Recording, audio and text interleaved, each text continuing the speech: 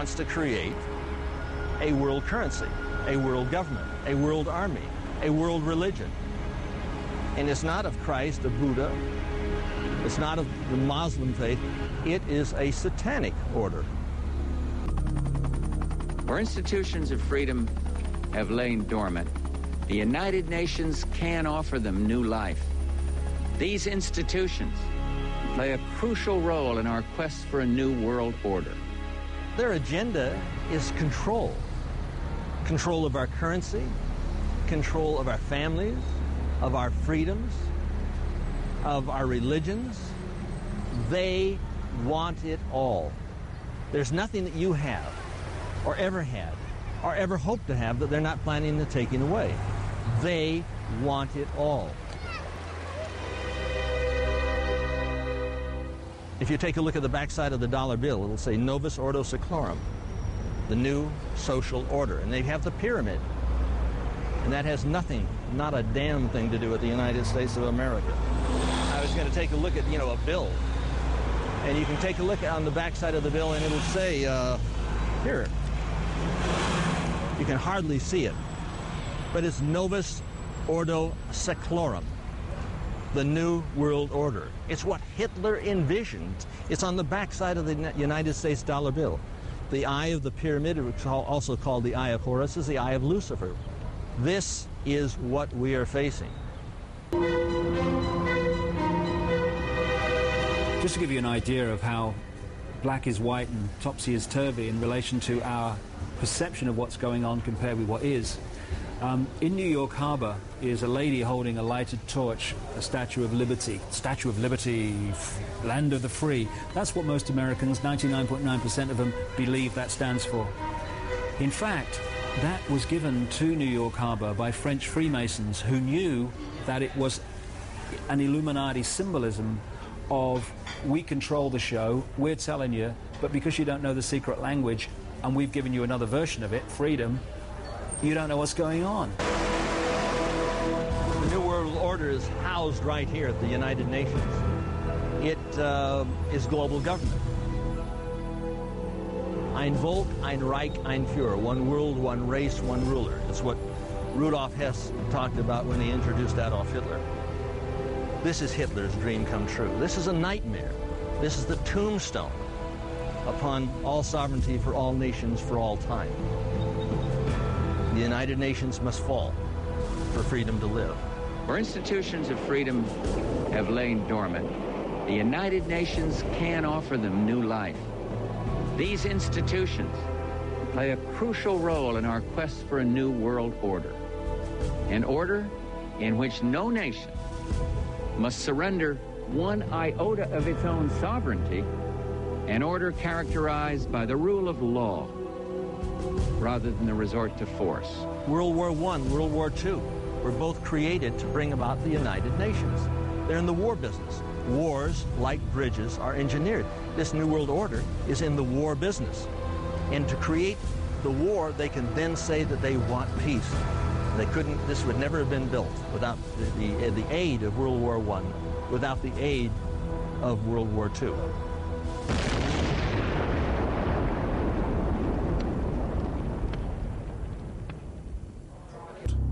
Hundreds of anti-capitalist protesters are in Washington to try to disrupt meetings of the World Bank and the International Monetary Fund.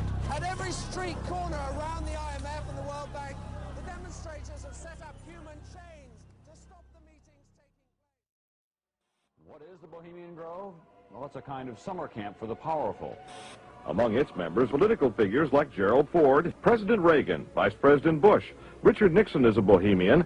Each year, guests like Henry Kissinger or Zbigniew Brzezinski address members on their areas of expertise. For we are opposed around the world by a monolithic and ruthless conspiracy. It is a system which has conscripted vast human and material resources into the building of a tightly knit, highly efficient machine. By the military-industrial complex. Its preparations are concealed, not published. Its mistakes are buried, not headlined. Its dissenters are silenced, not praised. We can find meaning and reward by serving some higher purpose than ourselves. A shining purpose, the illumination of 1,000 points of light. No expenditure is questioned, no rumor is printed, no secret is revealed.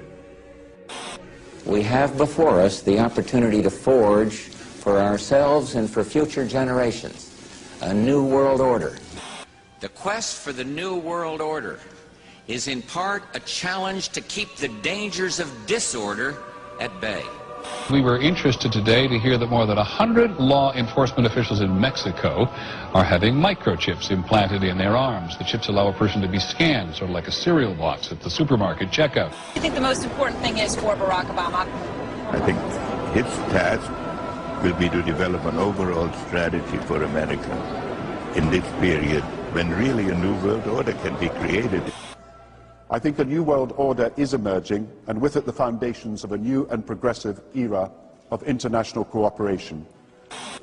But the burdens of global citizenship continue to bind us together. In this new century, Americans and Europeans alike will be required to do more, not less. Partnership and cooperation among nations is not a choice. You know, there is such a thing as insidious influence. Does it involve bribery? And does it involve some sort of psychological domination of individuals? But what does a new world order mean for countries like ours? A new world order. No world order that elevates one nation or group of people over another will succeed. It's a phrase that I often use myself, that we needed a new world order. So it's going to be an inner ruling elite and then everyone else. And I got news for you. You're everyone else. The whole concept of New World Order is something else. It really says that the state is God. You take the roots of that organization and you find out that they created in all of the British dependencies what they call round table groups. Then around those little round table groups they created front groups. We're getting to two levels of government here. One level of government where we have checks and balances, and a higher level of COG government where the constitutional authorities are not allowed to go. The New World Order really is a tool for addressing a new world of possibilities. This is the third leg of the New World Order. Now, much has been said by the Secretary of State and others about a new world order, about a defining moment in history. I have no doubt about the potential of this moment to be defining in terms of history, but that definition can be negative as well as positive.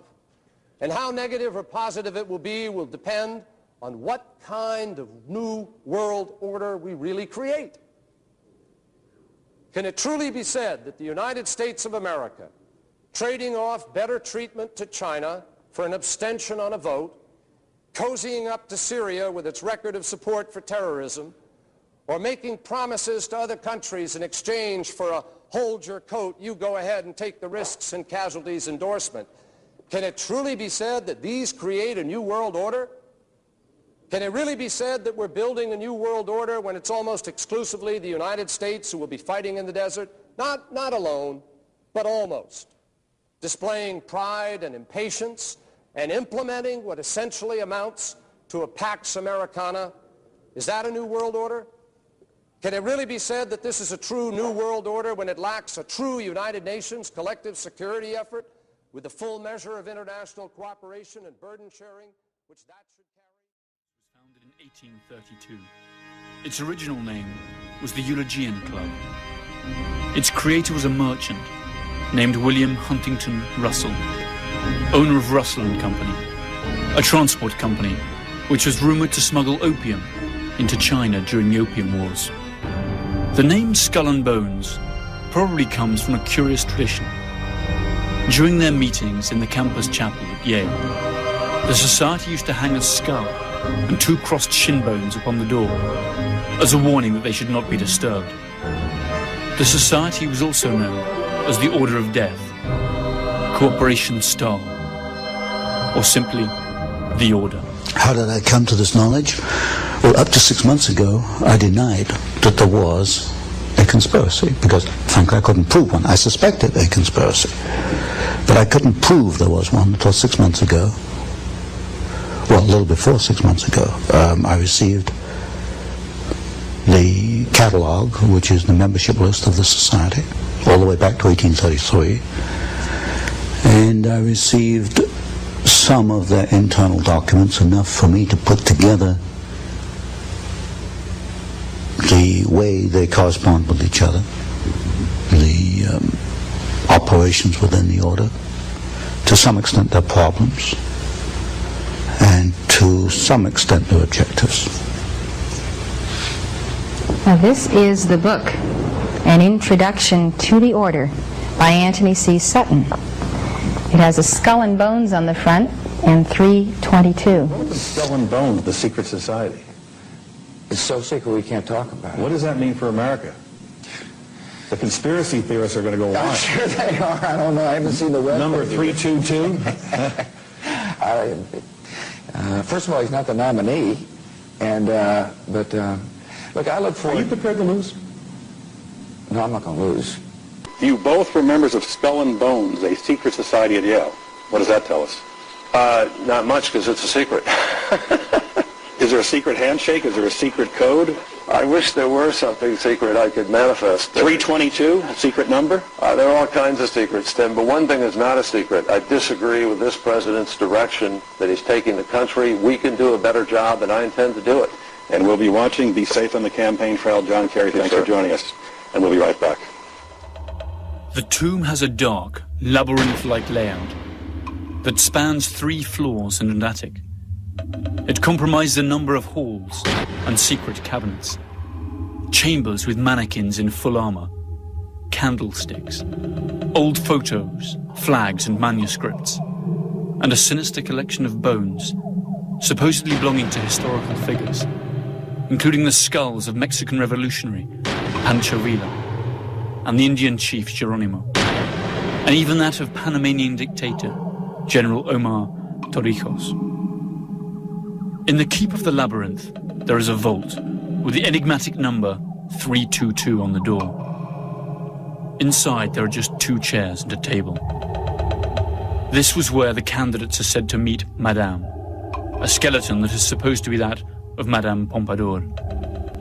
The 322 is an identification. The order has a temple on the Yale campus. Temple? A temple, yes. It's a building maybe this 50, 60 feet by 40 feet, maybe 40 feet high. There's no windows, 2 big steel doors. We know what the temple looks like because back in 1880s, a number of Yale students became a little unhappy about what was going on inside this temple. Well, when they went by it at midnight, sometimes they heard strange noises and all kinds of rumors on the Yale campus as to what this might be. Then to the right, you have a hedge, and then you have an evergreen tree. If you follow that line straight back, courtyard's in there. Ah, okay. So that's where they have the ceremonies in the outdoor part of it. Part of it was indoor. So we only got to see the outdoor part. Right. We only got and to listen to the outdoor part. God only knows what went on indoors. And what did you hear? What was it you know? You managed to get this unique it was access to it. disgusting. It was gross. I mean, they were pretending to murder people. And What was the tone of it, though? Was it jokey or was it quite... No, it wasn't jokey at all. It was sick. That's about the only way I can describe it. It was sick.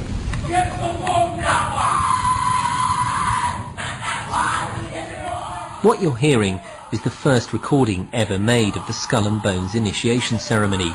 It has never been broadcast before.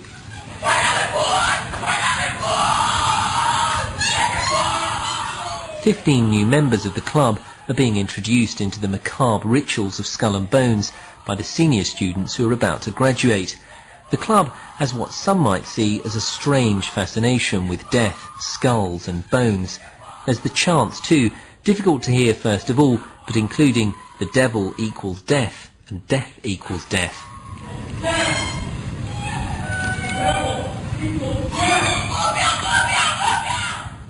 These rituals have been honed over centuries, giving the society a weird set of traditions, rules and secrets.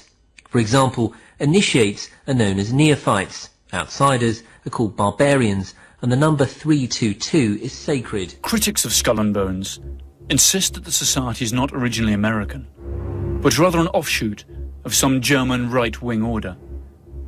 This could well be true. Its founder, William Russell, did indeed live for some time in Germany before attending to his senior year at Yale. And it was actually on returning to the USA that he established the fraternity. Always according to its critics, the number 322, the order's identifying number, hides a coded message. The 32 represents the year of its foundation, 1832. And the additional 2 stands for the fact that it's the second chapter within an international order. Alexandra Robbins, a Yale graduate and author of a book on the subject, stated that the society owns a valuable collection of Nazi objects and memorabilia, and eats its dinners off Hitler's private silver service. A large part of their liturgy is written in German. Who was the fool? Who was the wise man, beggar or king? Whether poor or rich, all's the same in death. There was a break-in to the temple, and the students who broke in cataloged what they found, and they made a drawing, a design of the interior of the temple. And 3 of the rooms are numbered. One is 322, one is 323, and one is 324. 322 is also, I suspect, the chapter number. And also in correspondence between members, they conclude their correspondence where you and I would conclude yours truly or yours sincerely. They conclude yours in 322. Why 322? There are several theories for this. One is that the order originated with Demosthenes, the Greek, in 322 BC. That's one theory. Another one is that it stems from the founding date in the United States, which was 1832.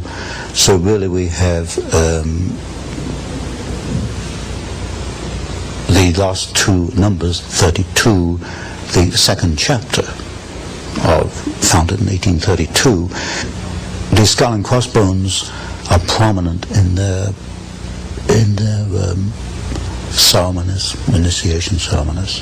This is a symbol of death. Now, why would they take a symbol of death? Yes, from what I understand, when a new member is initiated, that would be in the senior year at Yale, he's placed within a coffin.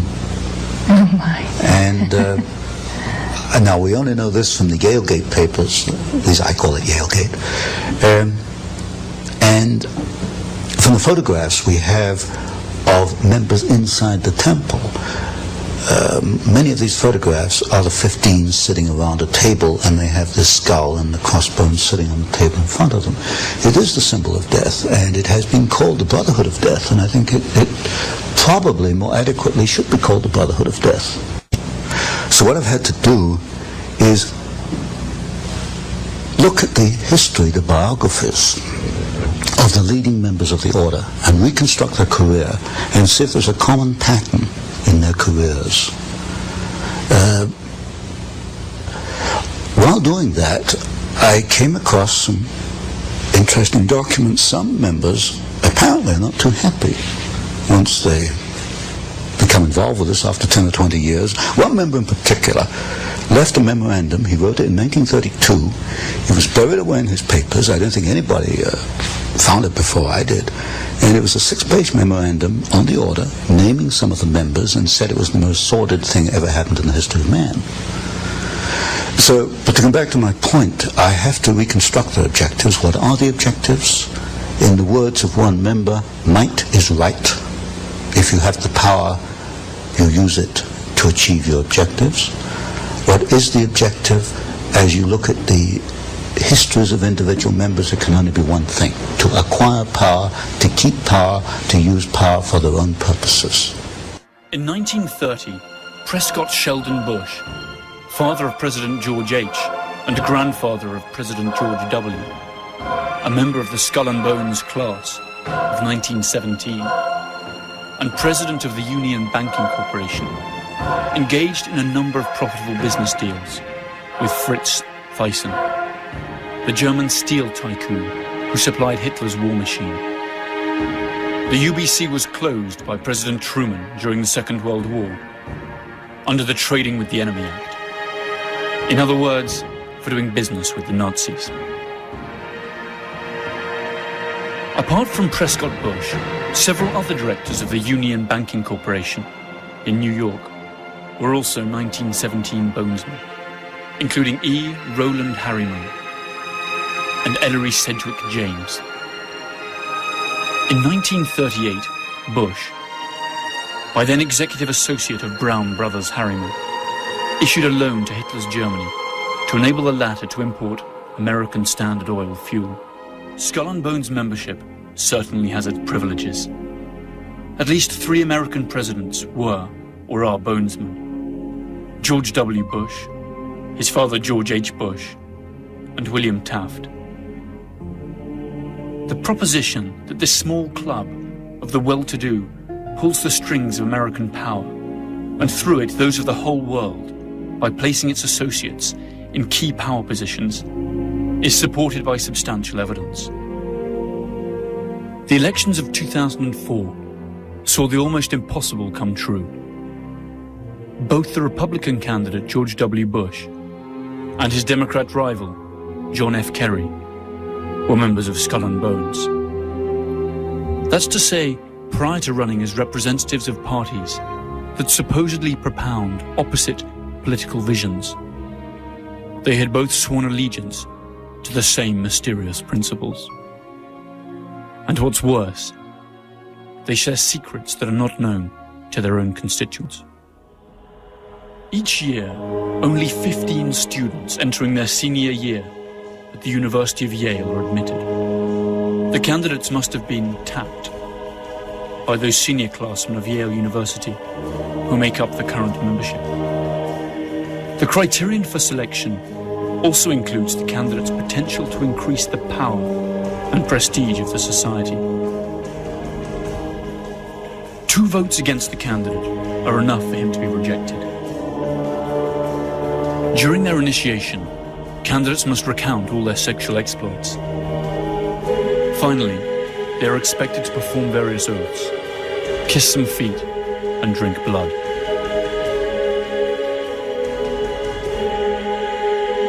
They then have to lie naked in a coffin, and, after masturbating in full view of the others, swear to never reveal their membership of the order. The candidates are then introduced to their future companions, who wear masks for the occasion. Uncle Toby, the Knights, the Small Devil, Don Quixote, and the Pope. Their ceremony ends with a grand party that lasts for hours. Breed, exactly. Now, Tony, what has this breed done? What are their chief accomplishments in molding domestic and foreign policy and actual events in American history since their founding at Yale? One is they have acquired enormous political and financial power.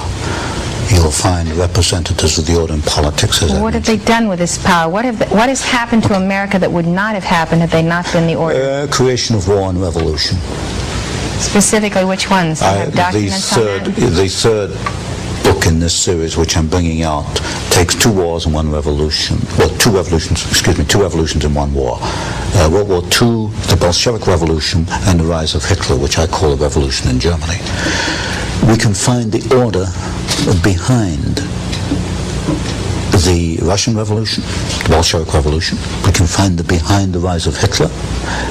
We can find in the maintenance of both of these systems, the transfer of technology to both. Since you've already proven that Wall Street is behind the Bolshevik Revolution and the rise of Hitler, now you're proving that the order is behind Wall Street. Exactly.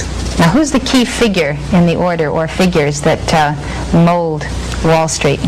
In order of dominance, Averell Harriman, partner in Brown Brothers Harriman. Stanley of Morgan Stanley. It used to be J.P. Morgan, then it became Morgan Stanley. Those 2 are the key. Now, what did the order want to accomplish in the Bolshevik Revolution? You create opposing forces which you place in conflict. Out of conflict, you've got profit, you've got political power, and you can direct history. And if you look at the writings, for example, of the Trilateral Commission, they talk openly in the Trilateral Commission about managing conflicts, not solving conflicts, but managing conflicts. Conflict management, that's the cry. So they got the profit, the power, and the management. Mm-hmm. Where do they want to steer history through the Bolshevik Revolution? They wanted to set up, and they did, two opposing forces. Out of that came World War II.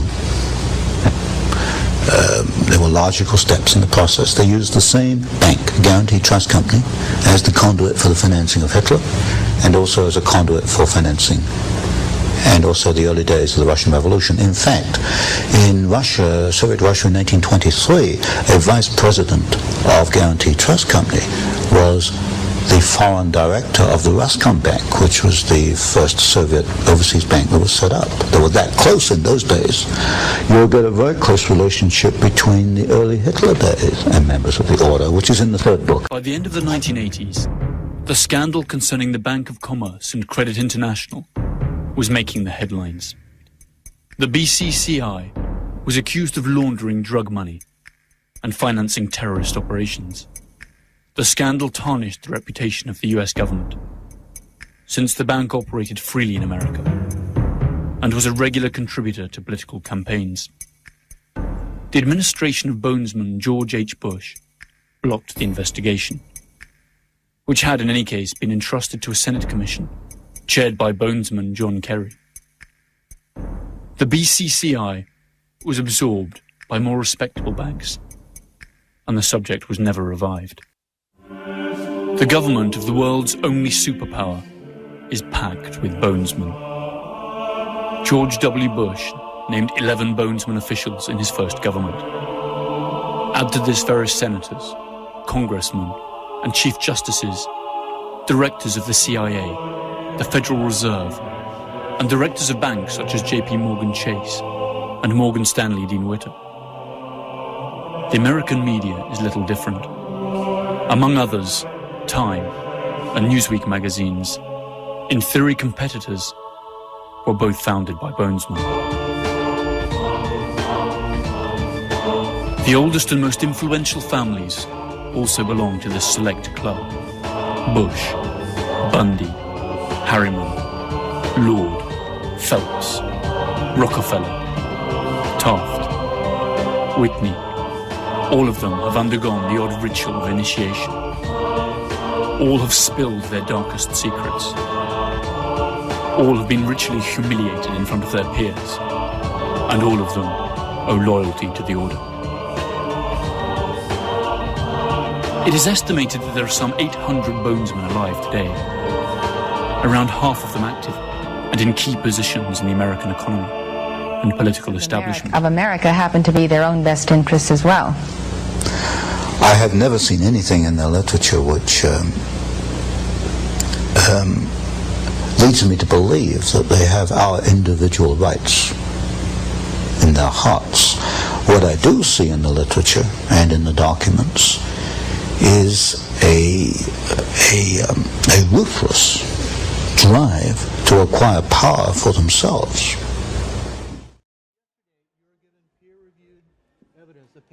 Peer-reviewed and published. I know, and I've got my people looking at it. Have you had a chance to look at the cover I letter? have not personally, but they are looking at the paper you gave me. Okay. If we give you, say, a week or two, can we get back to you after that? Absolutely. Excellent. It's very important because it is evidence of treason. I hear you. You made Building 7 comments, Mr. Kerry, before. Thank you very much. In a controlled fashion. I do know that that wall, I remember, was in danger, and I think that they made a decision based on the danger that it had of destroying other things, that they did it in a controlled fashion. You denied making those statements before, but in a bookstore you said that Building 7, which was not hit by an airplane, came down in 6 seconds, looked like it came down in a controlled fashion. I mean, you made some very interesting comments on Building 7. And then you denied making those comments when we interviewed you in New York. Yeah, could you clear that up, because Building 7 is such an anomaly. I don't have a record. I'd like to see specifically what I said. I don't have. Did you see the building come down? I don't have. You said that this building came down in a controlled fashion, like they took it down. No, I don't think I said. I'd like to see specifically what I said. What is your feeling on how it came down? Let's start fresh. Guys, I'm not into running in the hallway interviews and these kinds of things. We have very few opportunities to talk to a man like you. Let me take a look at what the transcript says, and we'll go from there. Okay? Fair enough. Thank you. Thank you for your time. Thanks.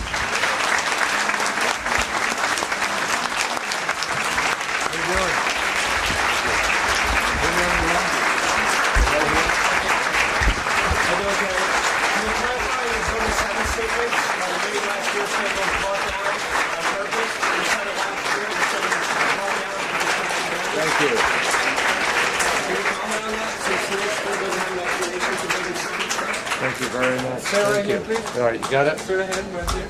So can you comment on your building 7 comment right here, saying that it was brought down? And then this building explanation of building 7, there's not many heroes who have testimony. I don't have any idea what you're talking about. Building 7?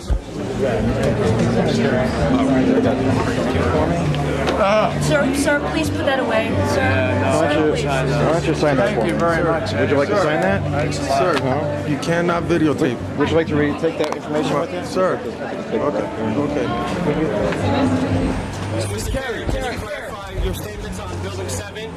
There's not 11 heroes that support your statement that it did come down in a controlled fashion, sir. Kevin McPadden, a first responder, confirmed. Senator, about 1 year to this day in Texas, you said that building number 7, World Trade Center number 7, looks like it went down. They did it in a controlled fashion, sir. Could you please articulate what you meant by the Salomon Brothers World Trade Center number 7 was a controlled demolition and they had done it in a controlled fashion? First responder Kevin McPadden. You made that statement at the store called Book People in Austin, Texas on April 21st of 2007 when you were being questioned about the World Trade Center collapse of the Salomon Brothers building. Thank you very much. Senator Kerry, you cannot ignore these questions, Senator Kerry. Yes, you did. It is on YouTube, Senator. They made a decision based on the danger that it had of destroying other things, that they did it in a controlled fashion. You are on file with testimony, Senator. You must clarify your remarks, Senator. Was it a controlled demolition, Senator Kerry? Skull and Bones. We know what it's about, Senator. We know everything about you.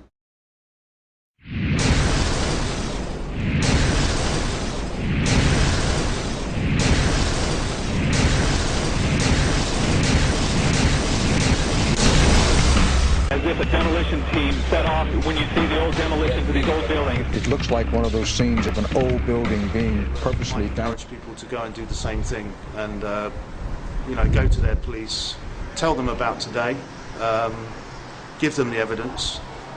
West Sussex Police have said they're investigating it, which they're obliged to do because the BBC had prior knowledge of a terrorist event, which under, I think it's Section 38 of the Terrorism Act, they should have reported, which they didn't. And they've since given us this impossible flannel about World Trade Center 7 collapsing due to an office fire, which even in the NIST report says fell at free fall speed for 8 floors in 2.5 seconds. Now that is absolutely impossible without a controlled demolition being involved. Absolutely impossible. There's no arguments around it. Don't let anyone else tell you otherwise, because they're saying Isaac Newton is wrong.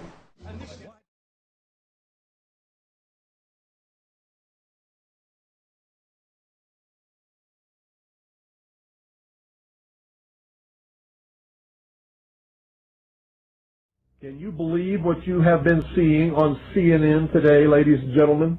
Can you believe it?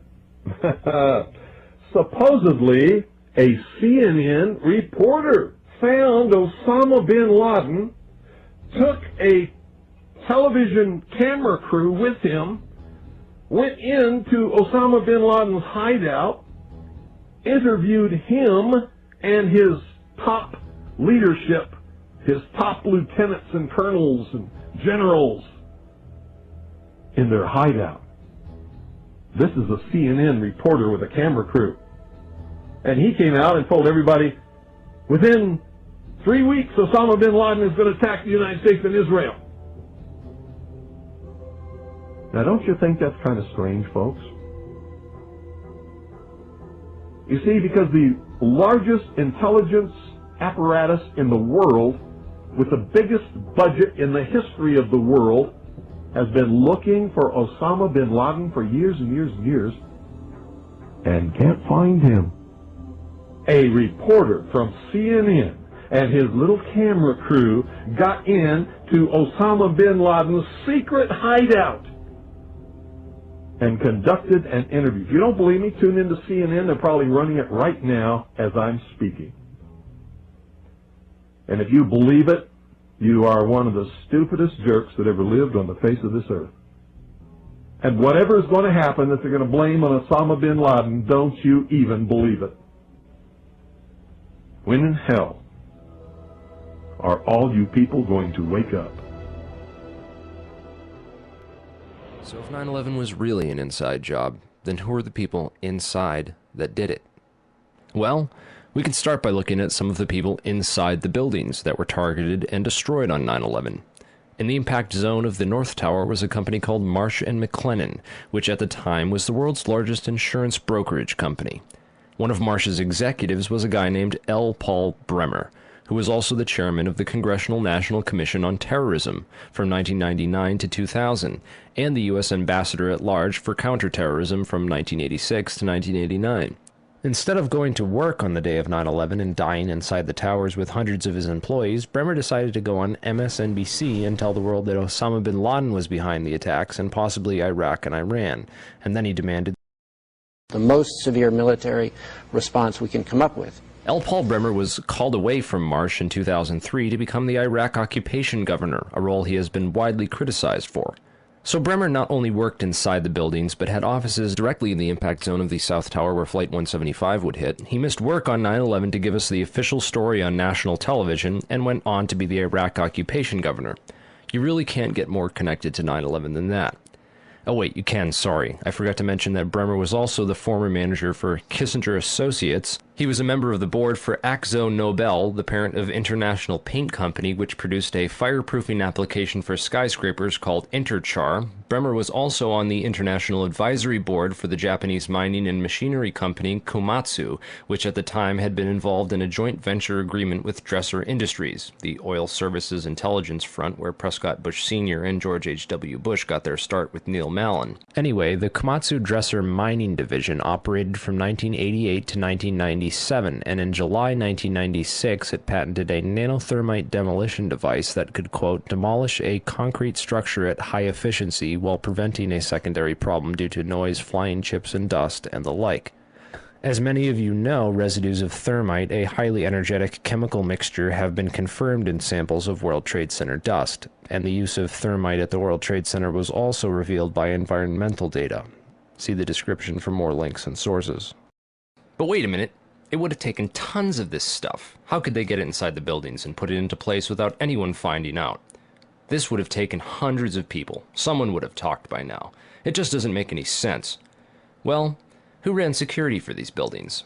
Marvin Bush's company Securicom Stratesec did, up until 1998, when that role was handed off to Kroll Associates. Yet Stratesec still retained security contracts that didn't expire until the day of 9/11. Both these companies have a suspicious cast of characters working for them. Bush's cousin, Wirt Dexter Walker III, was the CEO of Stratesec with a long history as a manager for CIA front companies, such as Glor Forgan. The corporate operating officer of Stratesec was a guy named Barry McDaniel, who came from BDM International, where he was a vice president of material distribution and management systems. He also had a history of involvement with black projects. Securicom Stratesec also ran security at Dulles International Airport, where Flight 77 into the Pentagon was hijacked out of, and also had contracts with United Airlines. They also ran security at Los Alamos National Laboratories during the time period that nanothermite was first being developed there. Then there's Kroll Associates, also known as the CIA of Wall Street. Kroll's managing director was a guy named Jerome Hauer, who, like L. Paul Bremer, survived the 9/11 attacks by going on national television to give us the first accounts of the official story. Before anyone knew it was happening, these guys apparently had it all figured out. In addition to being managing director for Kroll, Jerome Hauer was the national security advisor with the National Institute of Health, which managed the government response to the anthrax attacks shortly after 9/11. On the day of 9/11, Hauer advised the White House to start taking Cipro, an antibiotic effective against anthrax, and then strangely a week later, 2 senators and several people in the media who had been calling for an investigation into the 9/11 attacks were mailed anthrax and told to shut up. apparently by members of Al-Qaeda, who later turned out to be a bioweapons researcher at U.S. AMRID in Fort Detrick, Maryland, named Stephen Hatfill, who had worked with Jerome Hauer for a company called SAIC. Scientific Applications International Corporation, a defense contractor with expertise in thermite-related technologies, played a large part in the NIST World Trade Center investigation. A few other names and companies inside the Twin Towers also worthy of further investigation include Craig Stapleton, who is married to Bush's cousin Dorothy Walker Bush. Stapleton was the president of Marsh Real Estate Advisors from 1982 to 2001. He was a member of the board of directors for Cendant, that was charged with massive accounting fraud in 1998, and went on to join Winston Partners, a privately owned investment firm founded in 1993 and led by George W. Bush's brother Marvin. Other very powerful and well-connected people worked in senior management at Marsh. These included Stephen Friedman, a senior principal at Marsh Capital and former partner at Goldman Sachs, who later became George W. Bush's top economic advisor. Friedman was also a member of the Brookings Institution, the Bilderberg Group, the Foreign Intelligence Advisory Board, and the board at In-Q-Tel, the investment firm founded by the CIA in 1998. In-Q-Tel invests in state-of-the-art technologies related to defense and intelligence work, including nano and chemical technologies, according to its website. In another interesting coincidence, Friedman belonged through Cornell University to a secret society called Quill and Dagger, the membership of which includes Paul Wolfowitz, Sandy Berger, and Stephen Hadley. Wolfowitz, the neocon Deputy Secretary of Defense in the Bush administration, was the author in 1992 of the Wolfowitz Doctrine of preemptive warfare. He also made comments about a surprise-like Pearl Harbor months before 9/11 and met with Pakistani ISI General Mahmoud Ahmed in the week before 9/11. Berger, the national security advisor to President Clinton, was later caught stealing documents from the 9/11 Commission investigation. Berger was also the boss of White House counterterrorism czar Richard Clarke, and together with Hadley, who was Condoleezza Rice's deputy, was responsible for delaying or obstructing Clarke's plans to stop al-Qaeda in January of 2001. Jeffrey Greenberg resigned from Marsh & McLennan after being accused of serious financial crimes. The first plane of 9/11 flew directly into his company's secure computer room in the North Tower. Jeffrey Greenberg is a member of the Brookings Institution and the Trilateral Commission. Jeffrey Greenberg rose quickly through management at Marsh, having come there directly from AIG in 1995, and then becoming CEO just 4 years later. At Brookings, Greenberg hobnobbed with Lee Hamilton, co-chair of the 9/11 Commission. There's also Jim Pierce, another Bush cousin, who was managing director of Aon Corporation, who, according to the NIST report, modified unknown sections of Floor 83 in the South Tower in 1997. Jim Pierce had arranged a meeting on the 105th floor of the South Tower for that morning. Pierce survived that day, despite the fact that 12 people came to the meeting in the South Tower and 11 of them died. The location of the meeting had been changed the night before to the Millennium Hotel, where Pierce watched the South Tower as it was hit by the aircraft. Apparently, the meeting attendees were not all notified of the change in location. Another interesting character is Joseph Kasputis, of Baseline Financial Service, which occupied the impact zone of the South Tower on floors 77 and 78, where United Airlines 175 impacted. Kasputis has a history of being well connected to the highest levels of government, as well as to the defense and intelligence industries. Kasputis worked from 1972 to 1977 for the U.S. Department of Commerce and Defense. He was also the deputy director of Nixon's White House task force that dealt with the Arab oil embargo of 1973, and was instrumental in the creation of the Department of Energy. Kasputis went on to run a large corporation called Primark that had offices in both towers on 9/11. One of the subsidiaries of Primark, the Analytical Sciences Corporation, TASC, worked with so-called black or top-secret programs. TASC also worked closely with the National Institute of Standards and Technology. Kasputis was also a member of the Logistics Management Institute, LMI, whose members included Paul Kaminsky of In-Q-Tel and General Dynamics, Charles DiBona of Halliburton, Skull and Bones member Joseph Samuel Nye, and Michael Daniels of Scientific Applications International Corporation. LMI's self-proclaimed role is advancing the science of government. Kasputis' connections to the DOE from 1977 through at least 1997 are interesting, considering that the DOE was developing thermite ignition devices as early as 1983. Joseph Kasputis went on to become the CEO of Baseline Financial Services, which was directly in the impact zone on the 78th floor of the South Tower. According to NIST, Kasputis' Baseline Financial modified the southeast corner of Floor 78 in 1999, exactly where the aircraft hit on 9/11. Floors 77 and 78 were upgraded for fireproofing in June and April of 1998, respectively. Another company of interest on Floor 91, just above the impact zone for the South Tower, was Washington Group International. This company was known primarily as a construction and mining firm, and it had just acquired Raytheon Engineers in July of 2000. In 1996, Washington took over Morrison Knudsen, an engineering and construction firm that had a history of working on large-scale projects around the world, including in China, Iran, Afghanistan, and Saudi Arabia. The Army Corps of Engineers hired Morrison Knudsen to demolish over 200 buildings in 1995. One of the DOE facilities for which Washington was responsible well before 9/11 was the Savannah River site near Aiken, South Carolina. In February of 1997, Lawrence Livermore National Labs and the Savannah River site signed an agreement of cooperation to share technology. Savannah went on to add developing sol gel technology for fuels and other applications to its portfolio. Sol gel technology is utilized by Lawrence Livermore National Laboratories for making nanothermites. In another coincidence, Savannah River Technology staff participated in the search and rescue operations at Ground Zero by providing unique tools. Just before 9/11, Washington was going through a tough time financially and sought Chapter 11 bankruptcy protection. Securities and Exchange Commission documents show that Washington made court-ordered pre-petition payments as part of these proceedings to a number of companies, including Komatsu. Washington also made payments to Greenhorn and Omara, whose employee, Teresa McAllister, was a lead author of the FEMA and NIST reports on the World Trade Center disaster, and to Sumitomo Bank, which was closely allied with Komatsu. Building 7 was a 47-story federal office building in the World Trade Center site, which collapsed at 5:20 p.m. on the afternoon of 9/11. This building was home to the CIA, in fact, the largest CIA headquarters outside of Langley, Virginia. It also housed offices for the Secret Service and the Securities and Exchange Commission. One of the most interesting tenants, however, was then Mayor Giuliani's Office of Emergency Management and its Emergency Command Center on the 23rd floor. This floor received $15 million worth of renovations, including independent and secure air and water supplies, and bullet and bomb-resistant windows designed to withstand 200-mile-per-hour winds.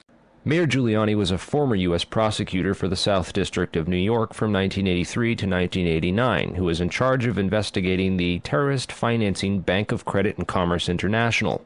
After he left his job as a prosecutor to start a political career, he worked for a law firm called White & Case that actually represented BCCI. So he went from prosecuting the BCCI to working for a law firm which defended the BCCI. This was likely his foot in the door of this underground corporate criminal network. Giuliani would later help to destroy all the crime scene evidence from Ground Zero. Giuliani's sidekick on 9/11 was Police Commissioner Bernard Kerik, who appeared to be coaching some of Rudy's actions that day, keeping him away from the media and even answering questions for him about explosives in the buildings. In fact, Bernard Kerik gave us the first official government pronouncement that no explosives were involved in the destruction of the World Trade Center buildings. Kerik's department was also the same one that found that pristine, completely undamaged hijacker's passport, which survived a plane impact, and Fireball, which destroyed 2 titanium black boxes and 3 towers. Yeah, Kerik would later receive a nomination from President Bush to become Director of Homeland Security, which he declined for personal and political reasons, and instead took a job training the Iraqi police force in Iraq alongside L. Paul Bremer. Both men are credited for turning Iraq into the unwinnable quagmire it is today. In February of 2010, Kerik was sentenced to 4 years in federal prison for conspiracy and fraud charges, unrelated to the crimes of 9/11, unfortunately, but it still goes to show you what kind of person he is. Definitely the kind of person you'd want inside the New York City police force during a staged event like 9/11. And lastly, we have the Pentagon. It's certainly peculiar, to say the least, that al-Qaeda terrorists hell-bent on destroying the USA would not crash their plane into the north wing of the Pentagon, where all the most important offices were, like Donald Rumsfeld, John Ashcroft, etc., and that they would instead choose to target the one section of the Pentagon that had most recently been refurbished to withstand missile impacts. It's also interesting to note that the company which completed the $258 million refurbishment to Wedge 1 of the Pentagon was also hired as a contractor to clean up Ground Zero in New York City.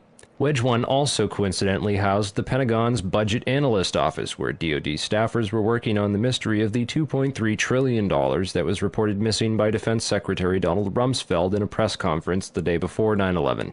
The Pentagon's comptroller in charge of that money at the time was an interesting fellow named Dov Zakheim, a member of the Council on Foreign Relations, the International Institute for Strategic Studies, and a contributor to the neocon think tank Project for the New American Century.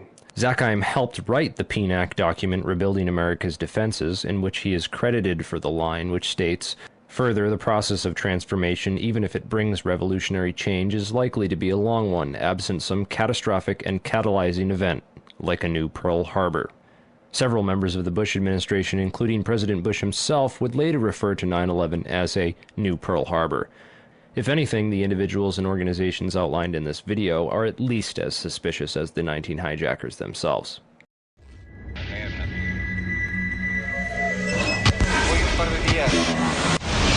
I don't think anybody could have predicted that they would try to use an airplane as a missile, a hijacked airplane as a missile. Nobody in our government, at least, and I don't think the prior government that could envision flying airplanes into buildings. No specific threat involving really domestic operation or involving what happened, obviously, the city's airliner and so forth. There were no warning signs that I'm aware of. USA Today reports that in the 2 years before the attacks on September the 11th, NORAD conducted exercises using hijacked airliners as weapons. And one target was the World Trade Center.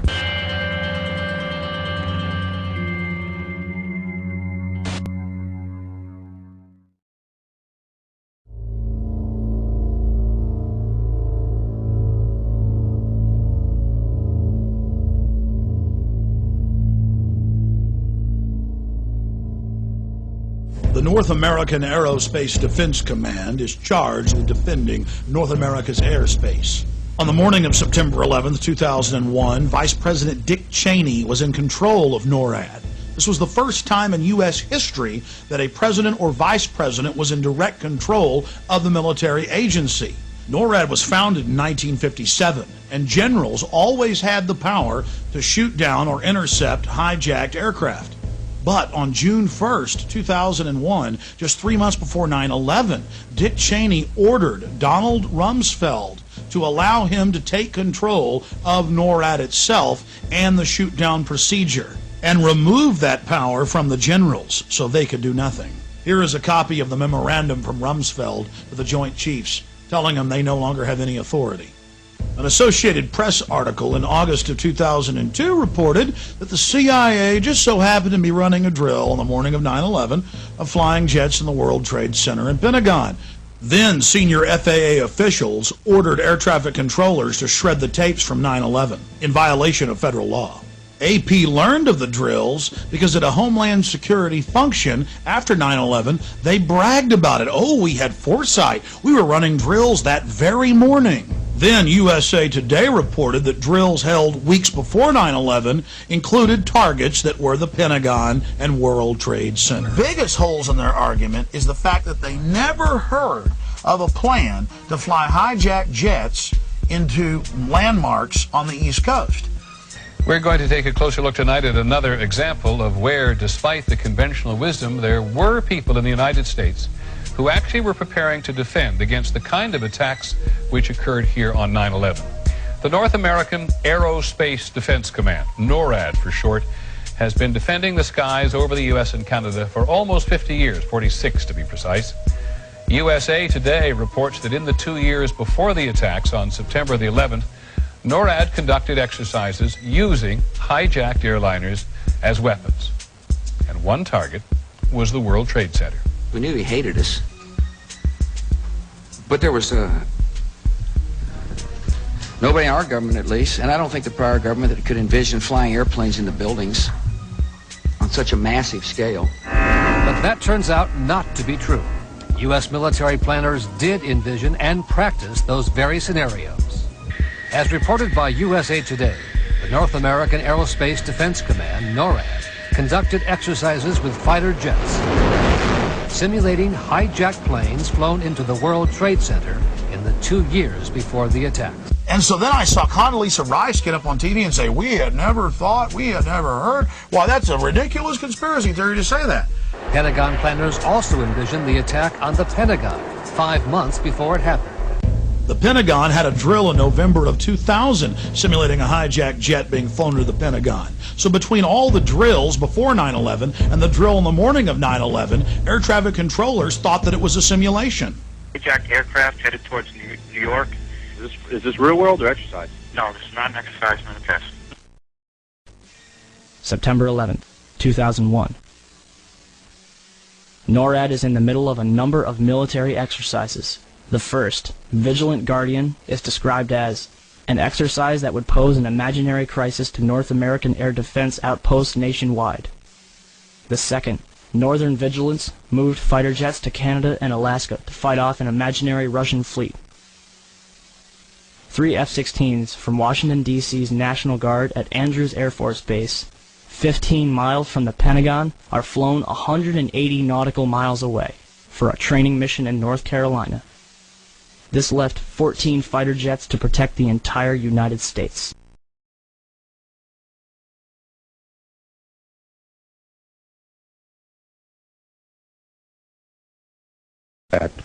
I wanted to focus just a moment on the Presidential Emergency Operating Center.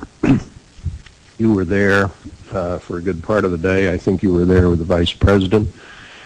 And we had that order given, I think it was by the President, that authorized the shooting down of commercial aircraft that were suspected to be controlled by terrorists.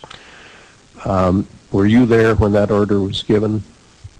No, I was not. I was made aware of it during the time that the airplane coming in to the Pentagon, there was a young man who would come in and say to the Vice President, the plane is 50 miles out, the plane is 30 miles out. And when it got down to the plane is 10 miles out, the young man also said to the Vice President, do the orders still stand? And the Vice President turned and whipped his neck around and said, of course the orders still stand. Have you heard anything to the contrary? Well, at the time I didn't know what all that meant.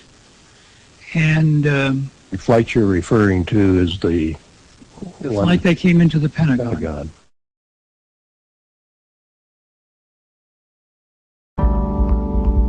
The fact that they were holding war games on the day that mimicked the actual attack scenario in every aspect, and then that afterwards they claimed we couldn't have imagined that such a thing would happen, although it was exactly the scenario that we were rehearsing. Hijackings, crashes into buildings, an emergency in New York City, all this was being rehearsed on the day as part of a plan. So when they say we couldn't have imagined it, they're lying. We've now found out that there were 15 exercises going on that day involving all the fighter jets in the northeastern portion of the United States. What are the odds of that occurring? Supposed to believe is some kind of coincidence. There was also an anti-terrorist drill going on 7/7.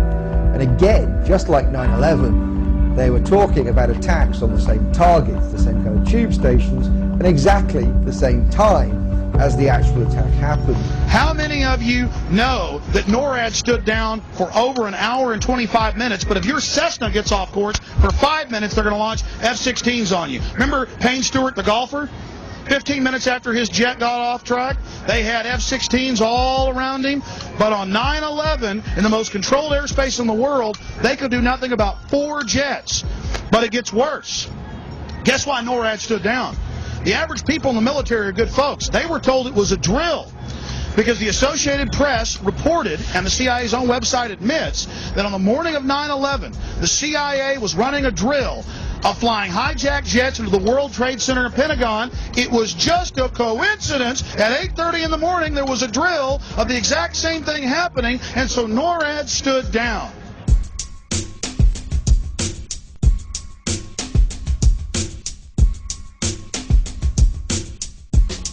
My thesis is Abel Danger are the terrorist controllers.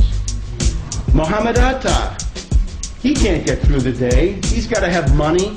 He's got to have help. Terrorist controllers, case officers, babysitters for Atta. The main consumer of Able Danger intelligence is Major General Jeffrey Lambert, Special Forces. And he tells them, he says, look, they have a chart with all these Al-Qaeda characters, including Atta, before the fact. And he gets these yellow Post-it notes, and he puts one on Atta's face, saying, that reminds you, you can't share information about him. So they knew exactly who these people were, of course, because they were telling them what to do. Every year there's a drill called Able Warrior, and the theme is only one thing, anti-terrorism. Now if you look at the way that they do this, they have drills in binary pairs. One side pretends to be the defenders, and the other side pretends to be the attackers, okay? So if Able Warrior are the defenders, anti-terrorism, what's Able Danger? Able Danger is a troop of attackers to be used to simulate attacks during anti-terror drills. In other words, those double agents are there as actors, if you like, in normal drills, but then at a certain point, wham, the drill goes live and something happens.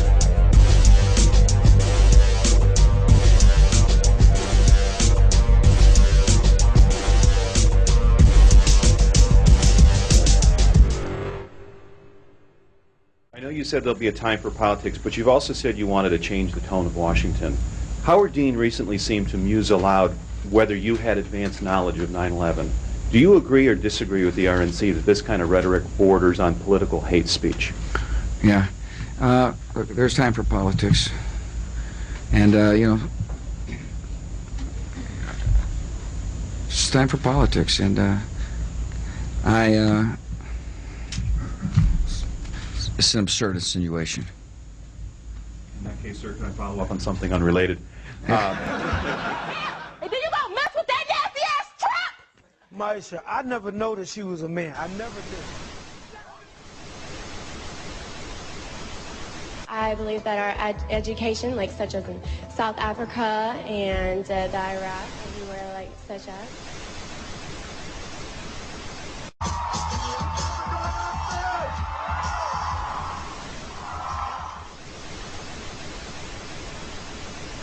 Platform 8 for the 2228 Southern service to Eastbourne via Lewis. Please join first. One option, placing a tracking microchip under a service member's skin. Former Special Operations Officer. And if you hear the shouting, it's a group of demonstrators who come. 9/11 was an inside job.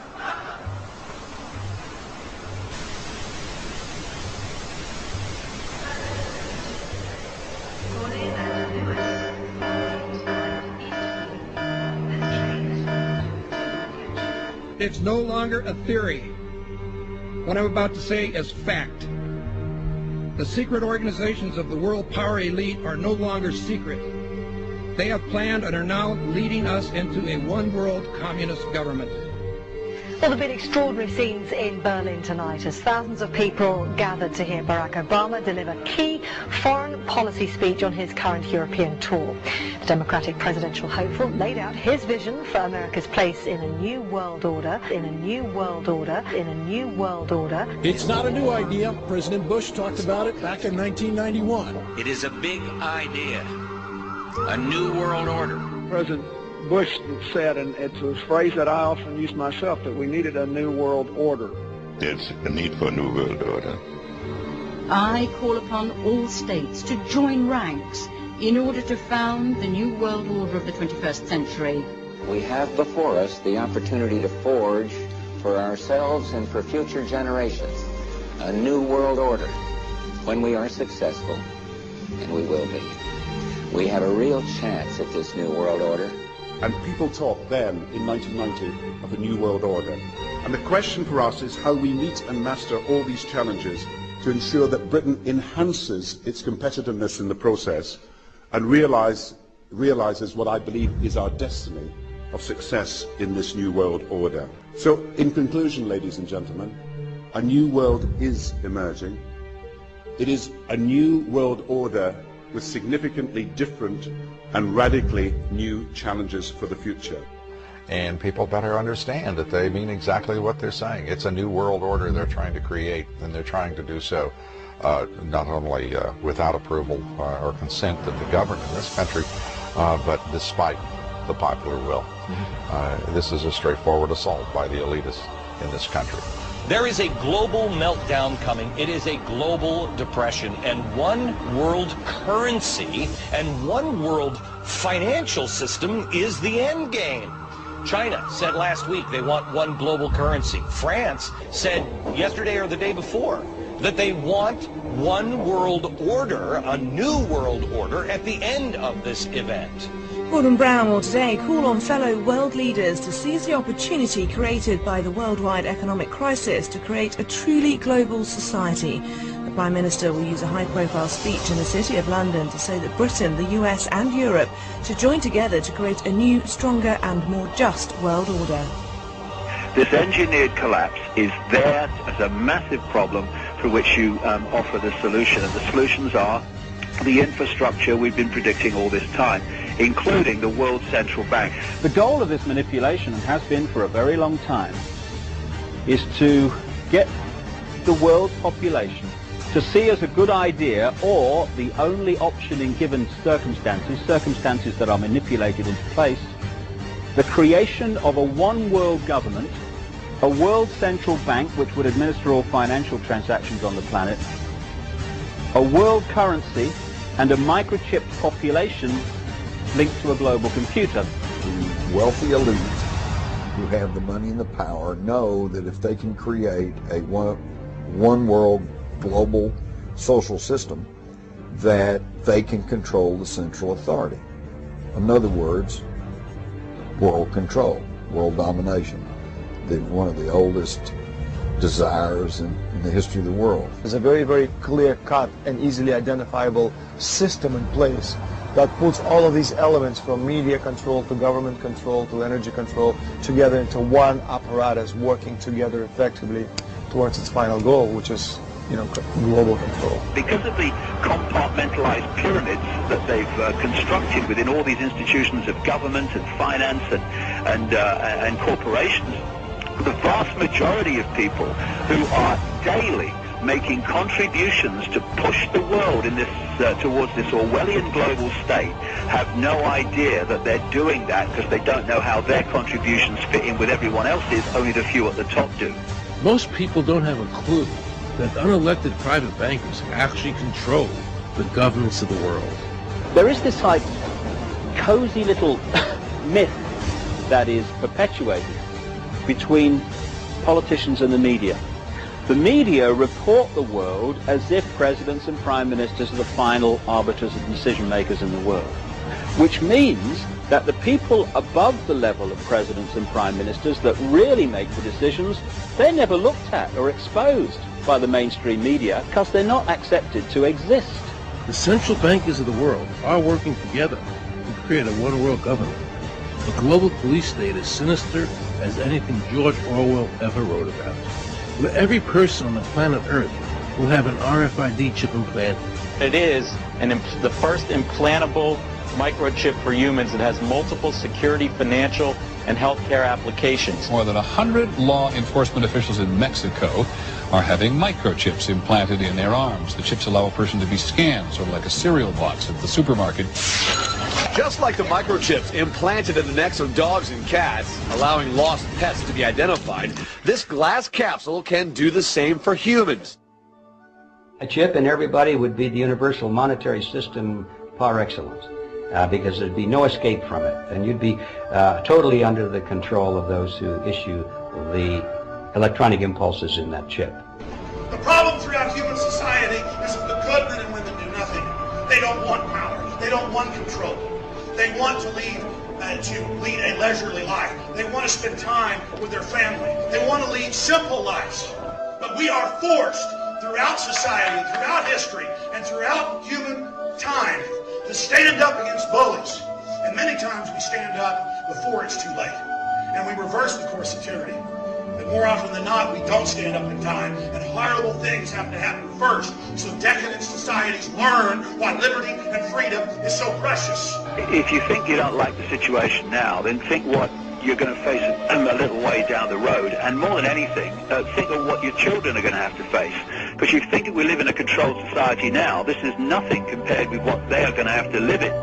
So in terms of parents who are listening to this information, I would say this: go and look your children in the eyes and tell them that you can't be bothered, or you're too frightened to do anything about it. You're too frightened to get involved, too frightened to get involved in being another conduit for getting this information further and further expanded into the public mind, that you're too frightened to get together with others to stop cooperating with this system and to not be intimidated into coming into line, which is a bit like coming into line in a concentration camp and thinking it will be okay.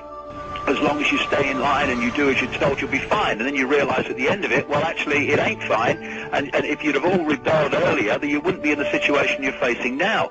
The point of mathematics alone ought to let us see where the real power is here. There are billions of people, 6 billion, nearly getting on for 7 billion on this planet, who are being manipulated.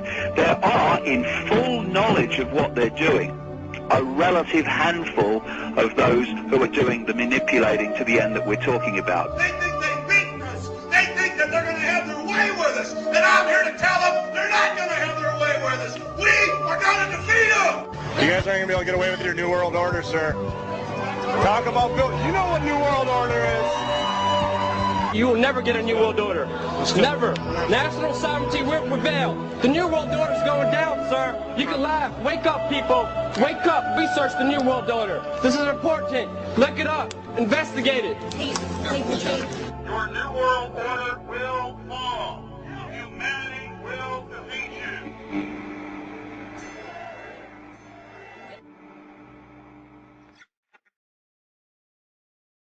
The Council of Foreign Relations was founded during the First World War, when a university fraternity presented President Woodrow Wilson with a set of proposals that detailed options to reinforce world democracy when Kaiser Wilhelm II was eventually defeated. The proposals were backed by Colonel Edward Mandell House, advisor to President Wilson. Wilson presented the project to Congress in January 1918, where it was approved. And the CFR was officially founded in 1921. Its first sponsors were members of the most powerful families in the US: Rockefeller, Mellon, Harriman, Schiff, Kuhn, Loeb, and Carnegie. It was also backed by important foreign citizens, including multimillionaire South African colonizer Sir Cecil Rhodes, and European bankers Warburg and Rothschild. According to its critics, the domination strategy of the CFR is to control both sides of conflicts, and its ultimate goal, the creation of a private world government that would run countries as corporations. To achieve this, it would first have to erode the political structures of all sovereign states. Then it would have to foster worldwide socio-cultural standardization. And finally, it would have to impose a globalized financial system that it could control. Critics add all of this would be achieved by provoking global conflicts that would keep the masses united against real or imaginary common enemies. Any similarity with reality is surely pure coincidence. We destroyed every silo for grain or anything else storing food in the whole country. We destroyed all the storage and processing of food plants throughout the country. Even dates, the world's biggest exporter of dates. Famous processing and packaging plants in Baghdad, deliberately destroyed. We didn't want them to be able to feed themselves for a long, long time. We're all aware of the famous little powdered milk plant.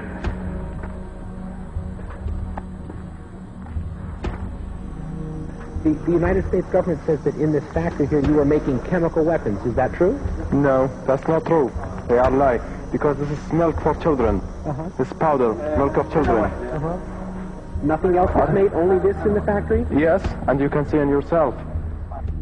With the only factory in the Middle East to produce powdered milk, they were producing about 17% of their powdered milk requirements. We destroyed that, cut off all the milk. The malnutrition of the mothers immediately jeopardized all of the infants. 70% of the pregnant women, even today in Iraq, suffer anemia. The death rate for children has soared compared to 1989, the last year before sanctions. One of the biggest causes of death in Iraqi children today is diarrhea and dysentery due to the untreated drinking water. Iraq's water purification plants were heavily bombed in the war, and many that were repaired have broken down. The United Nations bans the import of spare parts and chlorine into Iraq to purify water. We saw the effects of this policy in the hospitals. This is the second attack form of acute bloody diarrhea, anemic dysentery. Most of them are due to contamination of water. He is malnourished, anemic, underweight with a developmental delay. Diarrhea and vomiting. Do you have tap water there? No. You see the conditions of these children shouldn't happen anywhere, and it's caused by the sanctions the United States government insists upon.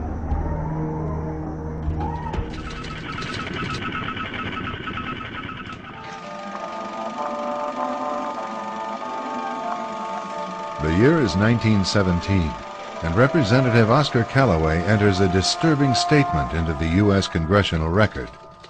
The statement reveals why J.P. Morgan interests hired 12 high-ranking news managers. The 12 were asked to determine the most influential newspapers in America.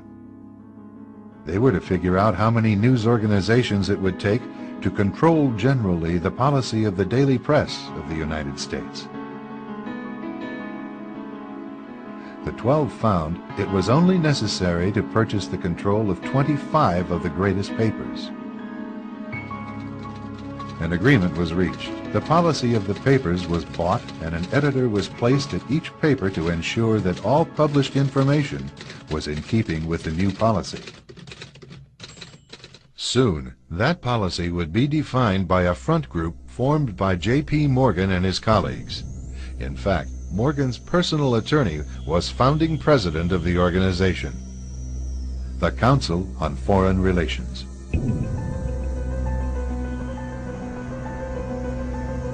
Today, the CFR maintains that its goal is to increase America's understanding of the world. However, the actual objective of this highly exclusive club is revealed by the rare admissions of the insiders themselves.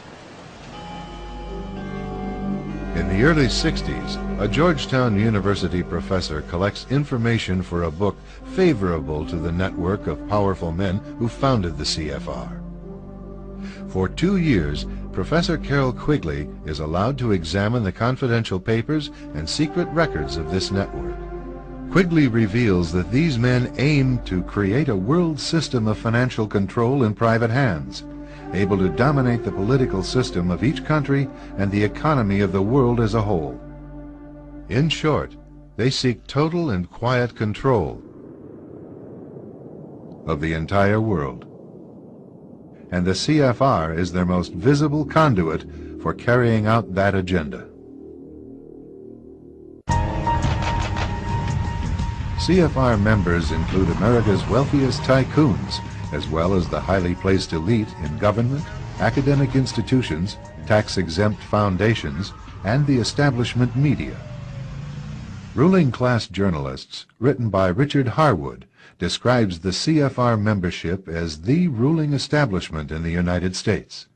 The Washington Post article boasted that news reporters who are CFR members do not merely analyze and interpret foreign policy for the United States, they help make it.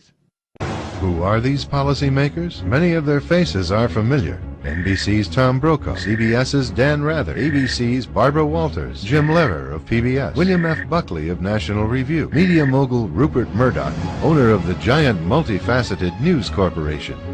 These media heavyweights, and many others like them, are members of the CFR. Powerful corporations are also invited to become members. At the close of the 20th century, CFR influence presided over far-reaching consolidations of media control. In 1995, CFR members Michael Eisner of Disney and ABC's Thomas Murphy merged their media empires. Soon after the merger, the Disney-ABC empire becomes a CFR corporate member. In the year 2000, the world's largest internet service provider, America Online, joins forces with Time Warner, one of the world's largest news organizations. The CEOs favoring the move are CNN's Thomas Johnson and Time Warner's Gerald Levin, both CFR members. Once again, another media giant is created under the shadow of CFR influence. Today, an elite handful of individuals define the agendas that are supported by the empire of establishment news. This is a public service announcement. Red alert. Red alert. All 6 media corporations, Time Warner, Disney, Viacom, News Corporation, CBS Corporation, and Comcast, have one thing in common. The executives who run them belong to an international crime syndicate whose American branch is the Council on Foreign Relations. The CFR was founded in 1921 by David Rockefeller, the son of the Rockefeller banking and oil dynasty. Carroll Quigley, mentor to Bill Clinton, said in his book Tragedy and Hope, the CFR is the American branch of a society which originated in England and which believes that national boundaries should be obliterated and a one-world rule established. Although media seems to be biased, either being conservative or Democrat, the men who own these media corporations care nothing about these political parties. The job of these corporations is to keep the people divided on social issues while telling the masses of people globalization, a one-world order, and illegal foreign wars of aggression are all necessary and for your benefit. Time Warner CEO Jeffrey Bukes, CFR member. John S. Chen, Board of Director of the Walt Disney Company, CFR member. George Soros, financier of Media Matters, CFR member. Rupert Murdoch, CEO of News Corp, CFR member. Leslie Stahl, co-editor of 60 Minutes, CFR member. Brian Williams, NBC anchor, CFR member. Be sure to call the Satanic Council on Foreign Relations and verify what has just been told to you. Among CFR's most renowned members are David Rockefeller, Henry Kissinger, Bill Clinton, former Secretary of State Madeleine Albright, Hungarian-American billionaire George Soros, Supreme Court Judge Stephen Breyer,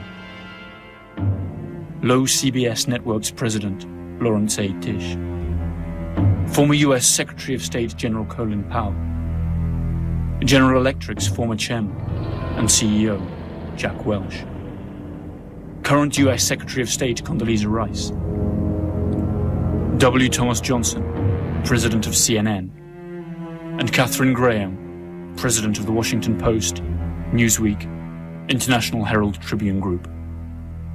That's not to mention Alan Welsh Dulles, founding father of the CIA, and banker Paul Moritz Warburg, who was born in Germany and emigrated to the United States, where in 1913 he drew up and promoted the legislation that would create the Federal Reserve Bank. This is the American Central Bank, whose capital is not public, as would normally be expected, but is instead in the hands of private banks. Both the IMF and the World Bank have come in for some heavy criticism over many years for their lousy management of world crises, when instead of acting like last resort moneylenders, as their mission states, they became involved in dictating the macroeconomic policies of deeply indebted nations, drowning them in more and more debt. This policy had catastrophic results for countries such as Brazil, Argentina, Turkey, and Mexico. Joseph Stiglitz, Nobel laureate for economics, has repeatedly attacked the performance of the fund, suggesting that it was the true cause of many of the aforementioned crises. This cannot be brushed off as hearsay, since Stiglitz was chief economist and senior vice president of the World Bank from 1997 to 2000. In other words, an insider. It came about because the bankers, this has been a fight throughout history. I mean, Andrew Jackson fought the fight, Thomas Jefferson fought the fight. You know, the bankers have always wanted to control the country because they're very clever and very smart people. And they knew that if they could ever get the government to give them the right to issue the money, they would control the government. They would control the laws of the nation. That's why even today, you look at the immigration laws. You look what's happening with immigration in America. Why is it happening? On one hand, people say we've had this 9/11 attack, and we have to get ID cards for people, RFID chips. Everybody has to be identified. They have to go to the airport. They have to be searched. Right. Everything is, we got security's foremost in everybody's mind, right? But on the other hand, I know if I were the president and 9/11 came, the first thing I would do was shut off the borders so nobody can come in there. So on one hand, they're telling Americans they have to be controlled with ID cards and RFID chips and wanting to chip people. And on the other hand, they're letting everybody come into the border. Terrorists, whoever wants to come in, can just walk over the border and come into the country. So you know it's a lie. It's not about terrorism. It's about the banks controlling the country and the world, working together. This is about the bankers wanting a one-world government without borders. That's why everybody's able to come through the borders. It's not about security at all. And so the situation we're facing today is we have a government that's controlled by the Federal Reserve System, and the Federal Reserve System has this appearance of credibility, and Alan Greenspan's the greatest guy in the world, and now Bernanke, you know, and all these guys, oh, the Federal Reserve, you got to have the Federal Reserve. But in reality, the Federal Reserve is part of the Communist Manifesto. They talk about America having, being a capitalistic society, you know, but yet you have a central bank that makes all the decisions. That's not capitalism. No, it's a fraud. It's a lie. They deceive the people, and they put out all this spin, all this press. You know, the Federal Reserve is the greatest thing in the world, and they're going to protect us, and they're going to make sure there's no more depressions in this country. What they've done is destroy the currency of this country, and they've taken all our gold while destroying the currency. And at some point, they're going to probably pull the plug and create the Great Depression. You know. And we're talking. You have to get rid of corporate America. You have to get rid of the powers that they have. You have to greatly control every transaction and what's going on there. And basically, you have to make them impotent. Because as long as they have the power, they're going to continue to exploit and manipulate the working class. All the cops are, they're just workers for the 1%, and they don't even realize they're being exploited. What kind of relationship do you have with the cops? Or do they see you as being one of them, or they're trying to get me arrested? They're trying to get you arrested. And I may disappear. Okay, but as soon as I'm not going to go to prison. But as soon as I'm let out of jail, I'll be right back here, and they'll have to arrest me again. And is it happened to all of us? To be allowed to join the select 4,200 members the CFR has today, it is mandatory to be American, or to be about to obtain American citizenship. The council is loaded with top executives of financial institutions, powerful industry leaders, and mass media executives. Academics and scholars, high-ranking military personnel, politicians, public officers, deans of universities, and research centers are also welcome. The idea of a world dominated by private corporations, led by the CFR, might sound nonsensical. These corporations have a joint turnover that is almost twice the GDP of the United States, and employ more than 25 million people in the United States alone. Their power is surely already strong enough to twist some political arms worldwide. Perhaps the CFR is just an innocent think tank, like its members say it is. One thing is certain: the undeniable and enormous power wielded by such a group of influential people, for better or for worse.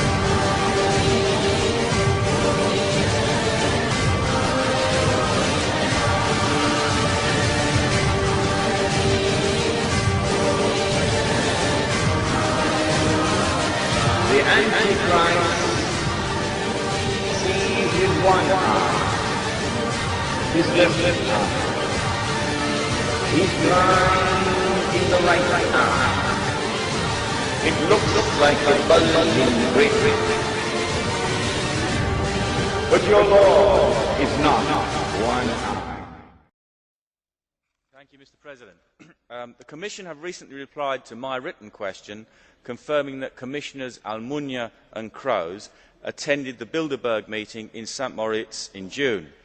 The Commission cannot tell me details of what was discussed, but assure me that the Bilderberg meetings do not take decisions. If Bilderberg meetings are just talking shops, why do the most important and powerful figures from around the world, including George Osborne, the Chancellor of the Exchequer, bother to attend? And what other summit of world leaders in politics, finance and business would go completely unreported in the mainstream media, such as the BBC? It is impossible not to reach the conclusion that the non-reporting of these events is anything other than a conspiracy between the organisers and the media. It merely confirms the belief of many that the hidden agenda and purpose of the Bilderberg Group is to bring about undemocratic world government. It's a disgrace that the European Commission is colluding in that. The Bilderberg Group is named after the Bilderberg Hotel in Oosterbeek, Holland, where it first met. Its founders were Joseph Rettinger, a Polish emigre with social democratic ideas, and Prince Bernhard of the Netherlands. The annual meetings that it has held since then have been regarded as true milestones in international politics. For the occasion, each country sends 2 guests, one of whom is conservative, the other liberal. According to Prince Bernhard, the group was created as an entity destined to fortify the North Atlantic unit, to stop Soviet expansionism, and to promote cooperation and the economic development of the countries of the West. The venue, the agenda, and the participants are not secret. What remains undisclosed, however, are the topics discussed, since the meeting is held behind closed doors, and no detailed reports are published. The conference takes place during a weekend in May, and lasts 3 full days, usually a few weeks before the G8's annual meeting. A fleet of black limousines drives the guests to a luxury hotel or palace of choice. Security is tight and includes members of the attending countries' secret services. Past and present participants of the Bilderberg Group include the CEOs of France Telecom, Coca-Cola, Danone, Heineken, JP Morgan Chase, high-ranking British, American and European officials and cabinet members, and the editors of newspapers such as El País, La Repubblica, Le Figaro, the New York Times, Die Zeit, and the Wall Street Journal, among others. The items on the Bilderberg agenda vary very little from meeting to meeting. A state-of-the-world analysis, discussions on security in the West, debates and economic and political trends in the developed countries, as well as discussions on nuclear energy and, lately, biotechnology. Other famous guests at the group's meetings have included Giovanni Agnelli, then president of Italy's Fiat auto giant, and Henry Kissinger. Bill Clinton, Tony Blair, and Angela Merkel attended before assuming public office, as did Kofi Annan, the former Secretary General of the UN. Annan was married to Raoul Wallenberg's niece. Wallenberg, as we stated before, is the patriarch of the powerful Swedish family that has supported the group from its very beginning. Other participants have included Henry Ford II, Georges Pompidou, Helmut Schmidt, and Baron Edmund de Rothschild, together with the father of the American atomic bomb, J. Robert Oppenheimer. More names follow: Donald Rumsfeld, Alan Greenspan, George Soros, David Rockefeller, Queen Beatrice of the Netherlands, and US Senator and former presidential candidate, John Kerry. The list, while incomplete, represents the greatest amount of economic and political power ever concentrated in one single organization. Something must replace governments, and it seems to me that private power is the adequate entity to do it. Half-century, an elite organization called the Bilderberg Group has met annually all around the world in total secrecy, behind closed doors and with no official press coverage. It started in 1954 when the world's most powerful people joined forces in the Netherlands at Hotel Bilderberg, where Prince Bernhard, a former Nazi party member, was integral in its formation.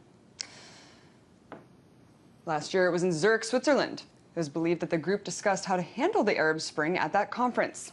And this year they're meeting in the wealthy city of Chantilly, Virginia, right next to Washington, D.C. The group is comprised of 130 or so of the world's top elites in politics, banking, food, oil, media, and national defense. Some of the most notable attendees have been Ben Bernanke, Bill Clinton, Timothy Geithner, Bill Gates, Tony Blair, and Colin Powell. Others include Queen Beatrix of the Netherlands, Prince Charles, George Soros, and Alan Greenspan. Henry Kissinger and David Rockefeller are integrally involved as members of the Bilderberg Steering Committee, which is responsible for carefully crafting who will be attending the meetings every year. Some have called the Bilderberg Group a harmless think tank or just a discussion group, but people who've been following it for years say there's something much more sinister at the root. They claim that the group gets together to plan world policy for a new world order of global domination at the subjugation of the rest of humanity. Unfortunately, you won't hear much of a peep about the group's dealings or even the existence of it on the corporate media. This could be because the media moguls that have attended are sworn to secrecy. Check out what Rockefeller has said about the media coverage of Bilderberg. In his memoirs, multi-billionaire David Rockefeller said, quote, "Some even believe we're part of a secret cabal working against the best interests of the United States, characterizing my family and me as internationalists, and of conspiring with others around the world to build a much more integrated global political and economic structure. One world, if you will. And if that's the charge, I stand guilty, and I'm proud of it." He also allegedly said that he's grateful to media outlets like the Washington Post, the New York Times, whose magazine directors have attended their meetings and promised to keep it discretionary for almost 40 years, saying it would have been impossible for the group to develop its plan for the new world if it would have been subject to the lights of publicity during all those years. And while the public might not know exactly what's going on there, many people agree that the people who attend the meetings are the world's most powerful movers and shakers. Just take a look at this Drudge poll. It's a poll conducted to ask people what they really think of the Bilderberg Conference. Over half of the people that polled said that the people who attend the conference are the real power masters of the world. 14% say they think it's just a false conspiracy theory, and 35% say it's a little bit of both. Nonetheless, the secret meeting is definitely coming more and more into the public eye, whether the participants want it to or not. Meanwhile, while Bilderberg attendees were questioned by independent journalists about what really goes on there, they completely skirt the issue or even deny having attended in some instances. So what is really going on in these meetings? Well, all weekend I'll be in Chantilly, Virginia, covering the Bilderberg Group to see if we can get a scoop about what the people there are thinking. Thousands are expected to protest And they'll be there in protest at the conference. They're a bunch of criminals. They're a bunch of criminals. They've taken over our government. He who makes the money makes the rules. And because these guys make the money, golden rule. It's the old golden rule. Yeah. And because these guys make the money, they control our government, both the Democrats and the Republicans. And it doesn't matter whether Hillary Clinton's in office or George Bush is in office, the same things are going to happen. There are minor differences, but essentially the same thing is going to happen. Well, you should be frightened because these people are controlling our lives. You know, we're no longer in charge of our own lives. Everything we do today is done by. It's like believing in a sense that America from the beginning was supposed to be a democracy. You keep hearing it's a republic. Of course, it's a republic. Sure. It's a constitutional republic. Absolutely. Right? And if you ask 100 people on the street, what form of government is America supposed to be? We have a democracy. 98% will tell you it's a democracy. It's not. And they don't get this. A democracy, 51% control 49%. It's tyranny of the majority. I wouldn't want to be part of the 49%. In our constitutional republic, 99% of the people couldn't take away the rights of 1%. You have rights because you were born. You had God-given human rights. They're your rights. Intrinsic rights as a citizen. Intrinsic rights. And the government can't take them away. You must understand something. We did not go to Iraq to bring freedom to Iraq. We're in Iraq, and we keep talking about promoting democracy. What we're promoting is a one-world government, a new world order. When they use the word democracy, just take that word democracy out and put in New World Order, One World Order, globalization. Put in any of those words in place of democracy. That's what it's about. But what does they use democracy as a spin word because you think we are a democracy and democracy equates to freedom. Democracy does not equate to freedom. Understand that. And it's the same as the elections. It's all spin. Exactly. You got it. What's the ultimate aim? And what does it look like when they get there? If what you say is true and what others say is true, and there's many, many people that believe as you believe, I'm sure you know that, what does it look like when they get there? Well, I can tell you, I was friends with one of the Rockefeller family, okay?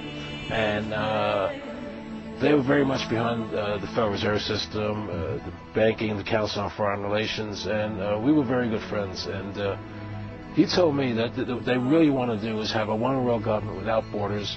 First you have the European Union, the European Constitution, the EU. which the European people voted down, by the way, but they're doing it anyway. Yeah. Now they want the North American Union. Currency. Right. Then they have the one currency. Now they want to do they have the their North own standing army. Yep. But now they want a North American Union. Yeah. They want, and then what they want to do is bring everybody together under one. The Amero is there. The Amero, the currency, exactly. I didn't know it is there. And so their plan is to have a government for the world. They want to do it through the UN. Right? And have everybody on this earth implanted with an RFID chip. You believe that? I know that. Then you hear the congressman, the senator, asking the Supreme Court justice how he's going to rule on that in my clip? You think he asked them for no reason? They're already implanting people with chips. The national ID card, which becomes law by May 2008, it's going to have an RFID chip in it. Okay, everything is done in stages. After the RFID chip goes in the card and in your passport, it's going to go into your body. That's what they're going to try and do. There's no question about it. And they're not going to do it through law. They're going to do it because you won't be able to live without it. All your money is going to be in that chip. I think Waco is my tipping point. When I saw what happened to Waco, I said, I'm going full-fledged. This is disgusting. They killed all those people for no reason. There was no need for those people to die and to be killed in that fire and burned to death. That was the most disgusting event. The war in Iraq, a disgusting event. When I heard Rumsfeld talking about shock and awe, let's everybody go home, watch on television shock and awe, as if it was a 4th of July fireworks. There are people under that concrete being killed and maimed, children and women and men dying for no reason. For no reason. You know? I had a friend, one of the Rockefellers. He said to me, Aaron, what do you think women's liberation was about? And I said, I think I had conventional thinking. And I said, I think it was about women having equal right to work with men, equal pay, you know. He said, you know what, Aaron, you're an idiot. And he started to laugh at me. I said, what do you mean? He said, you want to know what that was about? I said, tell me. He said, we, the Rockefeller Foundation, financed that women's lib movement. You want to know why? For 2 reasons. Half the population wasn't taxable before. And the second reason is, now the kids go to our schools at an early age, and we mold them. There's no more family at home to take care of the kids. The state becomes the family now, Aaron. You get it? And that's how this country is working. It's run by evil. It's run by evil forces. And people in this country better wake up to the truth and save this country from what's happening. David Rockefeller, also a member of the CFR, requested that his fellow Bilderberg members include Japanese representatives in the group, but the idea was turned down. He then created the Trilateral Commission, which compromises annual private meetings of some 350 people. Again, top businessmen and corporation executives, media moguls, politicians, and non-governmental organizations. At this time, including the Japanese. The idea was to create a trialogue involving Asia, America, and Europe. US President Jimmy Carter was present at several of its meetings. What the Trilateral is really up to is the creation of a world economic power, exceeding the political government of the nations involved. As managers and creators of the system, they will govern the world. During the 1980 presidential campaign, Ronald Reagan attacked Jimmy Carter by saying that there were 19 trilateralists, including Carter himself, in the administration. Reagan pledged that if he were elected president, he would not stop until he had exposed all of the secrets of the Trilateral Commission. But when Reagan finally became president, he included in his government 28 members of the CFR, 10 Bilderbergers, and at least 10 trilateralists. His vice president was none other than trilateralist George H. Bush. Perhaps that is what President George H. Bush was talking about when, after the Gulf War in 1991, he spoke of a new world order. What is at stake is more than one small country.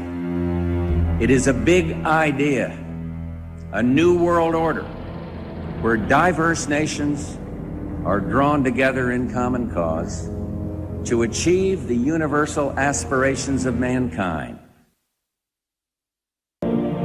What is clearly undeniable is that the most powerful people in the world are indeed accustomed to belonging to one secret society or another. Currently, there are 3 societies that seem to have a monopoly on influencing global policy from behind the scenes. Skull and Bones, the Council of Foreign Relations, and the Bilderberg Group. According to their critics, they're not different organizations, but the 3 heads of the same monster that is dead set on dominating the world through control of labor, capital, and land. It's a beginning of a global governance. It was easier, as I said, because of the crisis. And if something has been understood by the layman during this crisis, is that globalization is no more only a topic for lectures and conferences. That's a reality. We need this. And I think everybody had clearly understood that now it's impossible to find a domestic solution to global problem. We're entering now the second phase of this attempt to build some global governance. Maybe in layman's terms, this is one part of the government lending another part of the government money, which would not lead to long-term confidence once the American people understood the basics a little bit better. Well, it should be added that we also have a funding cost, and as interest rates go up, we'll have a liability cost as well as an asset cost, so it may or may not be a return to the Treasury. I just might say that it's possible for a country to have a currency without a $1 trillion debt. Yes. Thank you, Mr. Chairman. Yeah. So, again, this is at the level of global governance something which I trust is of utmost importance. And I would say that we owe this transformation, which again has been prepared. It was overdue that these economies that were obviously systemic at the global level would have a full ownership of this global governance. We have now shipped the baton. The baton is in the hands of a grouping of countries. It is effectively a bankruptcy of this market fundamentalist belief, and we just have to recognize that something went very wrong, and we need to reformulate our view of how financial markets work. And unless we arrest it, you have a snowball effect. And as you know, the further it goes, the bigger it gets. Financial protectionism, trade protectionism, and a breakdown of the global economy. This is not only about the Fed, this is about the Bank of England, this is about the Banque Centrale Européenne, European Central Bank, where you got the assets that have gone up, not through sound instruments, but through the files that banks cannot recover anymore.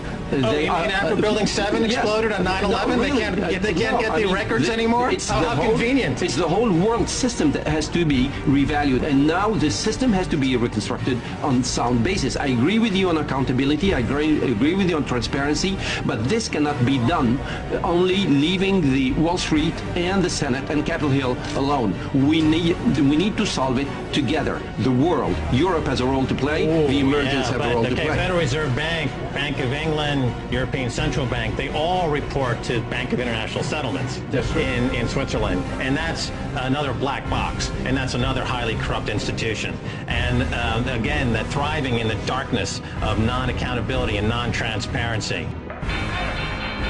The New York Stock Exchange, once the very center of global capitalism, is now part of a $25 billion proposed merger that would give a German company majority ownership of America's most famous financial institution. The planned merger with Frankfurt's Deutsche Börse Stock Exchange is symbolic of New York City's fading dominance on the world stage. In this new world, such dangerous currents have swept along faster than our efforts to contain them. And that is why we cannot afford to be divided. No one nation, no matter how large or powerful, can defeat such challenges alone. None of us can deny these threats or escape responsibility in meeting them. In this new century, Americans and Europeans alike will be required to do more, not less. Partnership and cooperation among nations is not a choice. It is the only way, the one way. The IMF and the EU Commission and the European Central Bank are not in Dublin today as friends of the Irish people. They are here to enforce the writ of the financial markets. They are here at the beck and call of the big bankers, the bondholders, the hedge fund operators, who are dictating the policies in Europe at the present time for the simple purpose of getting back the tens of billions of bad debts that they gamble on Irish developers and Irish bankers. And we are saying that the Irish working class, working people, poor people, pensioners, unemployed, should not pay a cent towards those bad debts. EU leaders meeting in Brussels have agreed to set up a, quote, permanent mechanism to save Eurozone economies sinking in debt. They promise to do whatever is required to safeguard the common currency. Now, this summit is happening on the backdrop of a lot of discontent across Europe. We've just seen protests in Greece get violent against the austerity measures. We've seen a couple of months ago the French coming out into the streets protesting the rise in the retirement age by 2 years. We've also seen protests in London of students because the government has been passing plans to pass the tuition fees on to students. Now, across Europe, there's this feeling of discontent, but also a sense of unfairness. There's a feeling that the middle and lower classes are shouldering the burden of the financial crisis, which has been dragging on for a couple of years now, while the small percentage that owns much of the wealth here in Europe are not feeling the pain of the austerity measures. You must leave. No matter what your purpose is, illegal munitions could cause risk of injury to those who remain. The police action may include actual physical removal, the use of riot control to those who remain. I hereby declare this to be an unlawful assembly.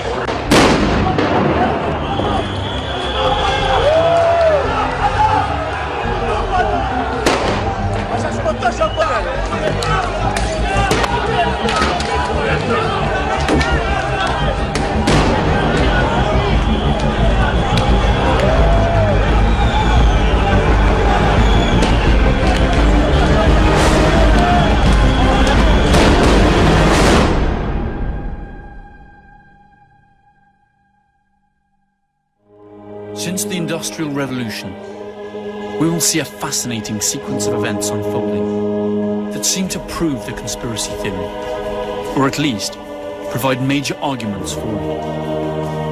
First, the ever-increasing concentration of cash and other resources in a few private hands, such as banks and gigantic multinational corporations. Corporations whose revenues are equivalent to the GDPs of entire countries, and whose mere survival demands more and more profits year after year, no matter the social cost. Second, the creation of public multilateral control organizations that are actually nothing but the public arm of powerful private interests. These organizations include the American Federal Reserve, the World Bank, and the IMF. Third, the undeniable advance of the process known as privatization. That is, taking non-renewable natural resources, communication infrastructures, heavy industries, as well as defense, health, and banking systems out of the hands of the people and delivering them into the clutches of profit-hungry private corporations. Fourth, the phenomenon of cultural and financial globalization that in truth amounts to little more than the imposition of a dominant cultural and economic system upon those of peripheral countries. Fifth, the creation of worldwide conflicts and stereotypical enemies to manipulate public opinion and destroy any possibility of discussion or dissent, leading to the actual loss of many of the most elementary democratic rights.